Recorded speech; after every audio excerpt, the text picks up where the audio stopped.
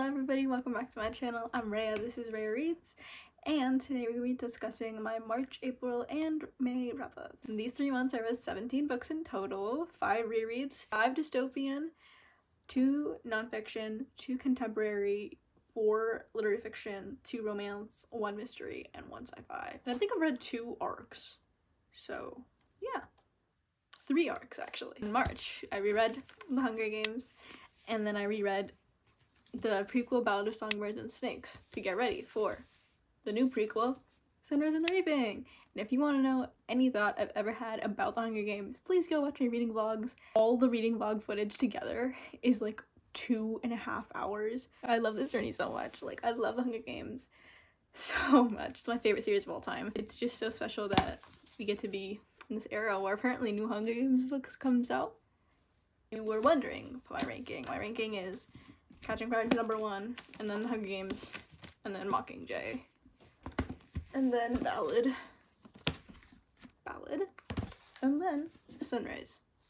We will be back November 2026, don't you worry. Hunger Games fandom will be back. I actually don't know if I'm gonna watch the movie. If I am gonna reread The Hunger Games next year, it's gonna be in November, so look out for that. If you don't know what The Hunger Games is about, this book came out in 2008 and it's a dystopian book. So we follow 12 districts and 1 capital, and as a punishment for this war 74 years ago, there has to be 1 boy and 1 girl tribute sent from each district to fight off in the Hunger Games, and there's 48 tributes and only 1 can survive. Our main character, Katniss Everdeen, goes in the Hunger Games to broadcast to the capital as like a spectacle, and I love the analysis on like entertainment, the politics of war, and the justification of war. I recommend this book to anybody, genuinely anybody. So that's all I read for March. And so for April, the first book I read was All in Her Head, and this is a nonfiction book. I'm pretty sure I started reading this book because of the Goodreads Choice Awards, and then I've seen it around the internet and I've only heard good things, and I'm here to tell you this book is fine. I didn't regret reading this book, but it could have been an email because the whole point of this book is that it talks about how women's bodies are not taken seriously in medicine, even though 50% you would think. It talks about how like a lot of medical practices are based off of men, and so a lot of women aren't able to get diagnosed, and they belittle their conditions. I'm gonna paraphrase the book for you. Listen to your body and make sure you voice your concerns.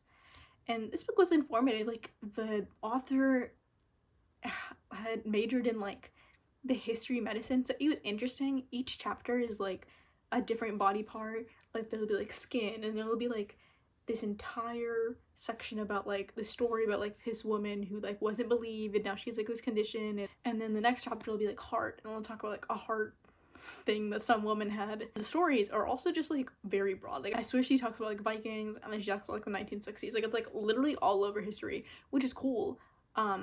Every chapter is like this though, so I just don't know what I should have gotten from this other than like that, which is like the first chapter. But as someone who's like interested in medicine as a career, I don't know who to recommend this to, because like I could recommend it to people who like want to know more about their bodies and everything. I think you're gonna take away the same thing I took away, which is like, okay, just like listen to your body, question medicine. I'm not saying question medicine is like don't believe science, but just a lot of medical practices, like I said, are based off men. So make sure you know that whatever information they're telling you is never gonna be like up to date and personalized for you. This book is for doctors. Like, I think it's important for doctors to like acknowledge the limitations of medicine, but I just feel like this book could have been an email. The next book I read was Resball, and this was a contemporary about a native boy who wants to join like the varsity basketball team,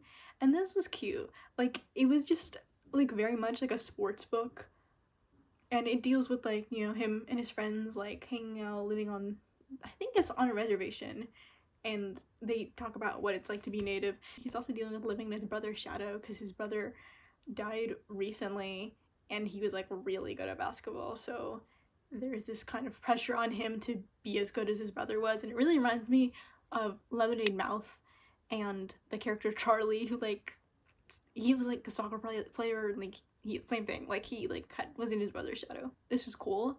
I just don't like sports books that much.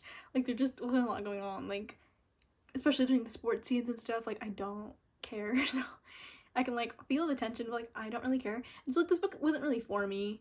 It was cute, like I definitely recommend it. It's about a guy, like a high school guy, who's just like figuring out life.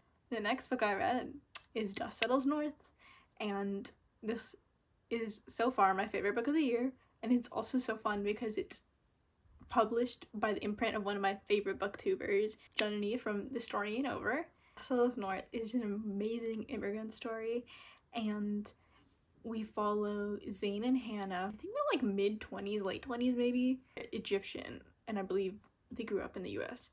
Their mom recently died, so they go back to Cairo for her funeral, and so Hannah stays behind, and Zane goes back to the US to kind of deal with the aftermath of their mom's death. And they are both just trying to deal with the loss in their lives and trying to reconnect back to their roots. Hannah is in Egypt. She's dealing with her mom's old interests, and she's like developing a life for herself in Cairo. I read a lot about immigrants who move away from the country, and I'm not sure if Hannah was born in Cairo or not, but to see her move away from the US and go back to her roots is like really cool. I feel like that's a narrative that's like not shown that much. Zane, on the other hand, he goes back to the US and he's like crashing out, and you really see how generational trauma from his dad has affected him, and it was so interesting to read about.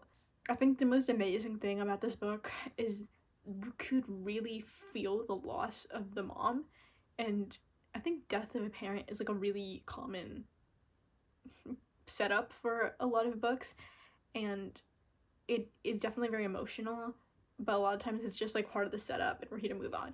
You can really feel the loss of Zane and Hannah's mom. Like they have flashbacks to her, and then you like feel the loss in their narrative in the present day, and it's actually insane. Like I don't know how she did it. Like that specifically is like why this book got 5 stars from me, because I've never had an experience where I'm like, especially in a literary fiction book that's like where like I've never even been able to connect to this character because she's been dead from page 1, but like I feel her loss. I feel the loss in her family. Yeah, this book is beautiful, and make sure you pick it up when it comes out. The next book I read was The Vows by Jessica Joyce. I read You with the View last year by Jessica Joyce, and I enjoyed it. So I'm like, okay, you know, trying to pick up more of her work. This is a second chance romance, which is my guilty pleasure. I thought I was gonna love it. I didn't. This book is about George and Eli, who I think are in their late 20s, and they have been like best friends since they were teenagers. I think they got together like sometime college maybe. Right now they're broken up, but they have to pull it together because their mutual best friend is getting married. I love it when romances are set in weddings. Like that's such an underrated setting, and I love it. And they have to like pull it together because they like their best friend's getting married, and like one of them is best man, one of them is like helping plan the wedding. Like they have to pull it together, and such a good premise, such a good setting. They have no chemistry. I don't know what it is. Like it's their second chance too. Like how is there no chemistry? It was actually insane. What I love most about You with the View is that it had chemistry. They had so much chemistry. I was like, okay, I see you, Jessica Joyce. I don't know what happened here. The song that goes with this book is I Love You, I'm Sorry by Gracie Abrams. The Message is a nonfiction book, and this guy goes to Senegal, South Carolina, and Palestine, and he talks about this message that he got from these 3 places. I'm gonna be honest, I don't remember the message, and I feel bad, but that's how it is sometimes. I love the writing, and whatever the message was at the time, I was really resonating with that. I specifically remember in Palestine, he was like comparing the hierarchy and how it's similar to what he's seen in Colombia when like things get restricted. Oppression systems all over the world are connected and they mirror each other. And this is like a really good way to showcase that because it's like how Senegal, South Carolina, and Palestine related, and just like everything is related. The next book I read was The Namesake by Jhumpa Lahiri, and this is a very special book to me, and I'm pretty sure I'm gonna do a book review on it, so keep your eyes out for that. But this is about a Bengali family who moves to the US. I want to say in the 80s, correct me if I'm wrong, I will do my research when I put my review, but it follows the parents and then they birth a child in the US, and it follows that child as he grows up in the US and like comes to terms with his identity as a Bengali and as an American. I relate to this because I am Bengali. Woo, gotta represent. And this book is crazy because I watched the movie a couple of years ago. It's an American movie. I was like thinking about watching the movie and I was like, well, I could just read the book. And I read the book and I watched the movie. This book was just so good at like the immigrant experience, especially because this book doesn't take place now. It took place 90s, 2000s, not now. And it's just so interesting to read about what is the same. I would assume maybe some experiences like have changed over time, but yet the immigrant experience and like the model minority myth and the American dream is something that's like constant. And my problem with this book is that it didn't explain stuff. And usually my problem with the immigrant books is that it explains and oversimplifies things too much. But for this book, it didn't explain a lot. Like, it kind of left a lot up to interpretation. It really was up to the reader. And for me, who has literally been in this situation, it was interesting and it was so neat to just not need to explain. If you are an immigrant, like, you could definitely read this book and like find it fascinating and everything. But there's definitely some culture differences that would be confusing that are not explained at all. It was just a choice the author made, and I am intrigued by it. The next book I read is another arc, Not Quite Dead Yet, by Holly Jackson, and I think I am going to do a video about Holly Jackson's books because I've read all of them and I have opinions. Not to spoil that video, but I enjoyed the A Good Girl's Guide to Murder trilogy, especially the first book. It's like one of my favorite books, but her standalones are not good. And I was like, coming into this, I was like, okay, and this standalone, another Holly Jackson mystery, okay. I trusted her once, I will give her another chance, and she slayed. This was like pretty good mystery, and I was very surprised, very intrigued. I think the pacing was a little off at first. It took me a while to get into the story because of the setup and everything. And Not Quite Dead Yet, we have Jet, who is an adult. I think she's like mid-20s. After she like goes home from like a fair, somebody like attempts to kill her. So she wakes up in the hospital, they tell her she only has a week to live, and she's like, I'm gonna solve my own murder. And it was very intense. It was pretty good. I was very surprised by the ending and by what actually happened.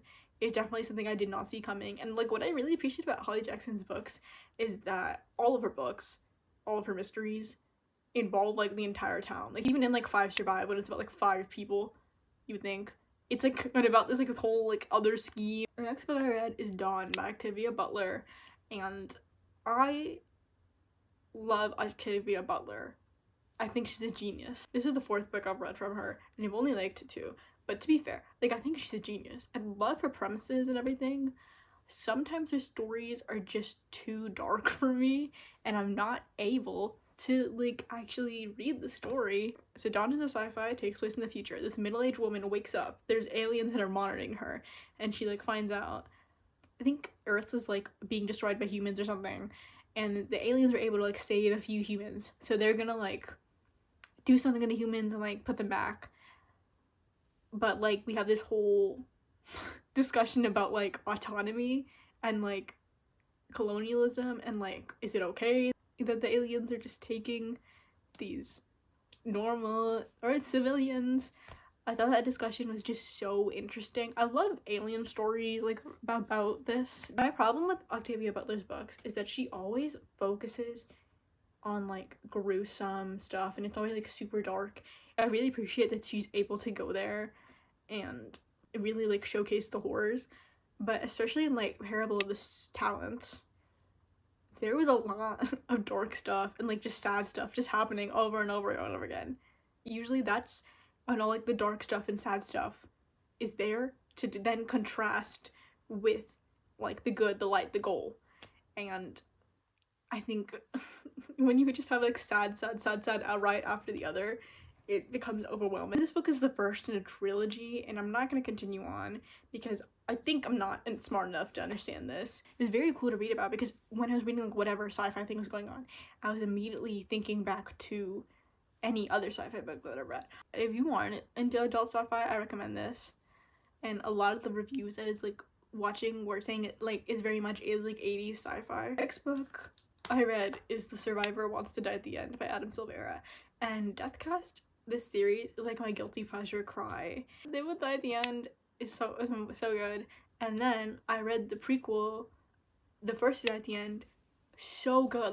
Like one of my favorite books of 2023, 2022. I didn't know we were getting more out of this world, but I'm seated. I was disappointed in this book. This book went through a lot because initially it was called something else, and then literally after the title was announced, Adam Silvera changed it to The Survivor Wants to Die at the End. And I'm going to tell you, even after I finished the book, I don't know what that title means.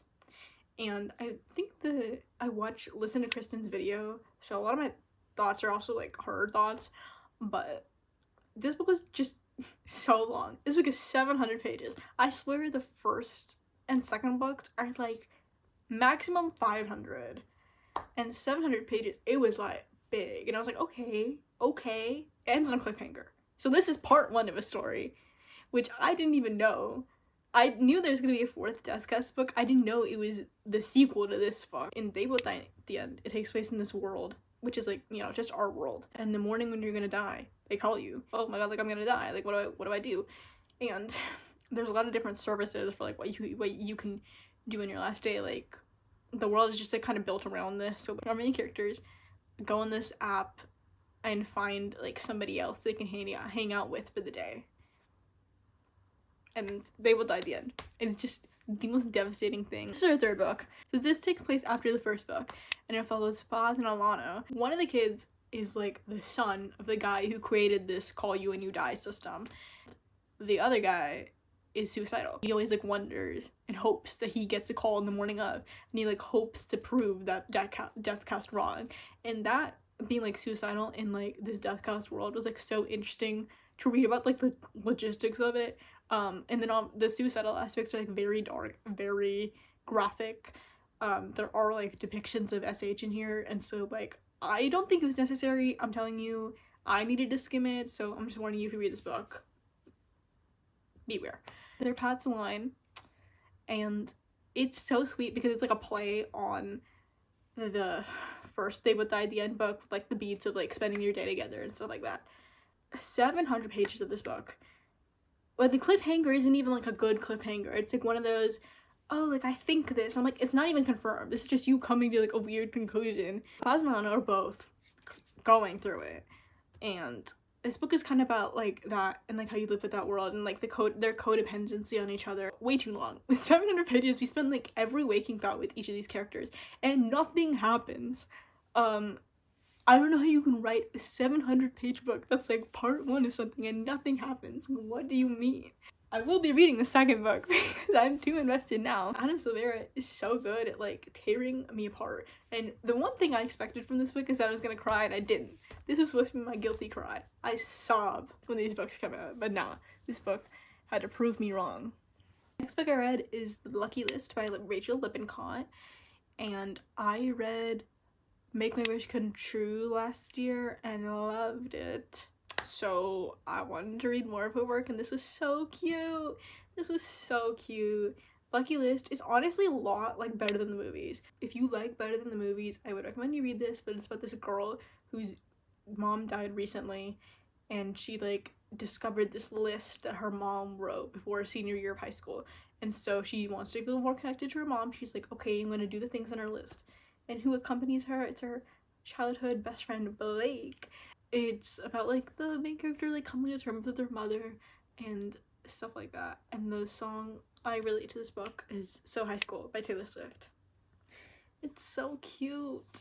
The next book I read, because, I was in a reading slump, and I really needed to read something to remind myself that I like reading. And I reread Seven Husbands of Evelyn and Hugo. So good. Broke how I decide what song goes with what book. So I'm just gonna give this book an entire album, which is Red Taylor's version. And Red Taylor's version is like very much like a life, just like crushes, heartbreaks, going through life, stardom, and like falling from stardom. Seven Husbands of Evelyn Hugo is about Evelyn Hugo, a movie star who started in the 50s, and he's like this legendary movie star, won Oscars, done the whole thing. And I think this book takes place in like late 2010s. We follow this journalist who's like told she's gonna like interview Evelyn Hugo, and then Evelyn Hugo is like, okay, you're gonna write my memoir. So she sits down and like tells the reporter her life story. The first time I read this book, I was like very interested and like Evelyn Hugo and her stardom and her path to fame and like how she like goes throughout her world.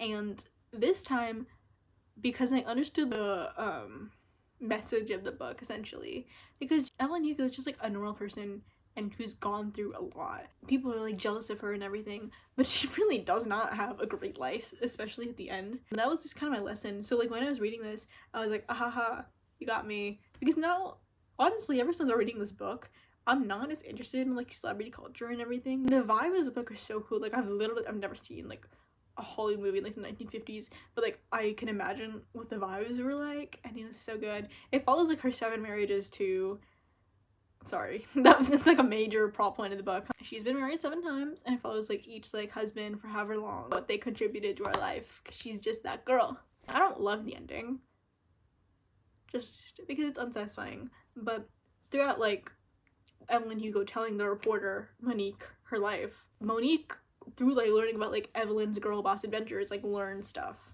She's like, oh, like I need to ask for more in my job, stuff like that. Evelyn doesn't get like a character arc, and I really wish she did. I really wish she learned from Monique herself. Even though Evelyn is like telling her story from like when she was like 20, you can still feel like the 1950s Evelyn, and you can feel like the 2017 version of Evelyn, like at the same time. You can feel like her innocence, and you can feel how she's grown, and that's just insane. I don't know how Reed did that. Well, the next book I read after that was another arc, and this was the Unmapping, and I hated this book. I just could not read this book at all. I tried so many times. I mean, I read the book. I tried so many times to get invested in the characters and the situations and what's happening, and I could not. This book is about, it follows like 2 characters in New York when in like randomly just like the city like rearranges itself. I do not recommend this book because like I don't know what happened, and I'm following the characters, and I swear like the characters like they just like have an entire page about like this character's backstory and what they're feeling, and I'm like, I don't even care about their backstory. I don't even care what's going on right now, and the city's literally rearranging itself. I could not feel the tension at all during this book, and I don't know what happened. This book is out, so you can read it if you like. This book really reminded me of an absolutely remarkable thing by Hank Green. It's like a contemporary sci-fi book about like these aliens that are like slowly invading. My favorite thing about an absolutely remarkable thing is that like at some point during the invasion, people in the world are like having these dreams where they're like in a city and they have to like do all these puzzles and work together in this city to connect together and like find something for like the aliens. And that was just like the coolest thing to see humanity come together. And I thought that's like the kind of connection that like the unmapping would have. Disappointing end to May, but overall amazing. Had some hits, had some misses. That's all I have for this wrap up. Please let me know what you read during the spring and what your favorites and least favorites were. Obviously let me know your thoughts about any of the books I talked about today, and I will see you guys in the next video.